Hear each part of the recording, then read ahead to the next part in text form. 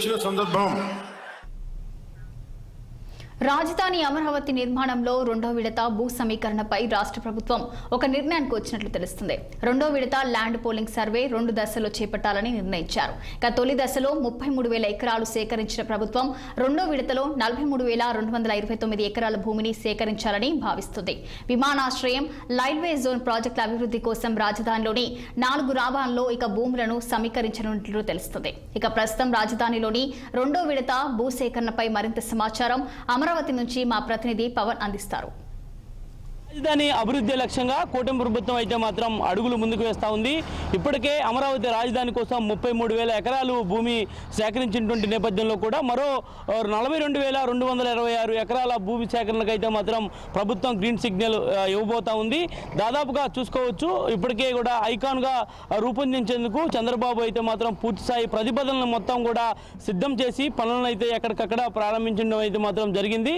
మరి అందులో భాగంగానే ఇప్పటికే అంతర్జాతీయ విమానాశ్రయం కోసం మరింత భూసేకరణ చేయాల్సినటువంటి అవసరం ఉందంటా ఉన్నారు. మరి అదేవిధంగా చూసుకున్నట్టయితే రైల్వే విస్తరణకు సంబంధించినటువంటి అంశం ఏదైతే ఉందో దీనికి సంబంధించి దాదాపుగా కూడా 42,000 ఎకరాల పైచీలకు అవసరం ఉన్నటువంటి నేపథ్యంలో కూడా రైతులకి ఒక అవగాహన అమరావతి రాజధానిపై కల్పించేందుకు కూడా అధికారులతో అయితే మాత్రం చంద్రబాబు ఇప్పటికే ఒక సమాయత్తం అవుతూ ముందుకు వెళ్తా ఉన్నారు. మరి దీనికి అనుగుణంగా అధికార యంత్రాంగం కూడా రంగంలోకి దిగింది.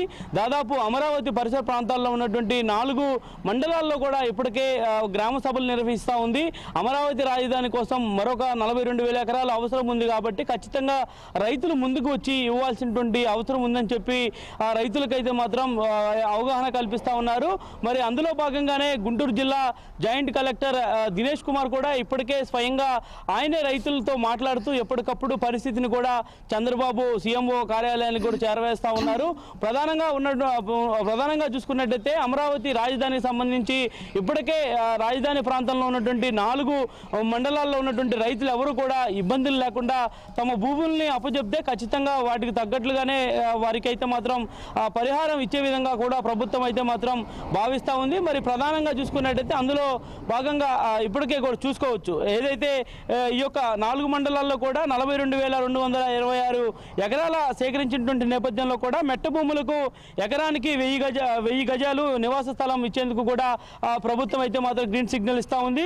మరి అదేవిధంగా చూసుకున్నట్టయితే ఏదైతే జరీబు సంబంధించినటువంటి భూములు ఏవైతే ఉన్నాయో మరి వీటికి సంబంధించినటువంటి దానిపై కూడా దాదాపు 450 గజాల కమర్షియల్ ప్లాట్ కూడా ప్రభుత్వం అయితే మాత్రం ఇవ్వబోతా ఉంది అనేటువంటి అంశం కూడా ప్రధానంగా అయితే మాత్రం తెలుస్తూ ఉంది.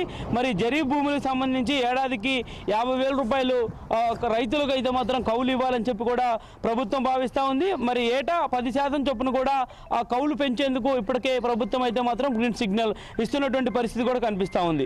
మరి అదేవిధంగా చూసుకున్నట్టయితే ఈ యొక్క జరీబు సంబంధించినటువంటి భూముల అంశానికి ప్రధానంగా కూడా భూసేకరణ చేయడానికి రైతులు స్వచ్ఛందంగా కూడా ముందుకు రావడం, మరి ముందుకు వచ్చినటువంటి నేపథ్యంలో అమరావతి రాజధానికి సంబంధించినటువంటి అంశం ఏవైతే ఆయా సంబంధించినటువంటి పనులు కూడా వేగవంతం అయ్యేటువంటి అవకాశం ఉన్నటువంటి నేపథ్యంలో అయితే మాత్రం చంద్రబాబు ఇప్పటికే అయితే మాత్రం అమరావతి రాజధానిలోనే ఇంటి నిర్మాణం చేసుకున్నారు కాబట్టి ఇక్కడ నుంచే పూర్తి స్థాయి పనులని ఎప్పటికప్పుడు కూడా పర్యవేక్షిస్తూ ఉన్నారు. ఎక్కడ అమరావతి రాజధానికి సంబంధించిన పనులు అంతరాయం లేకుండా కూడా ఎప్పటికప్పుడు సంబంధిత అధికారుల నుంచి కూడా ఎప్పటికప్పుడు ఒక డిపిఆర్ని తెప్పించుకొని పరిస్థితిని కూడా పరిశీలిస్తున్నటువంటి పరిస్థితి కూడా కనిపిస్తూ ఉంది. కాబట్టి మరి రానున్న మళ్ళీ విడత భూసేకరణకు సంబంధించినటువంటి అంశంలో కూడా రైతులందరూ కూడా స్వచ్ఛందంగా ముందుకు వస్తేనే ఈ యొక్క అమరావతి రాజధానికి సంబంధించిన డెవలప్ మరింతగా ముందుకు వెళ్ళేటువంటి అవకాశం ఉంటుందని చెప్పి కూడా ప్రభుత్వం అయితే మాత్రం భావిస్తూ ఉంది.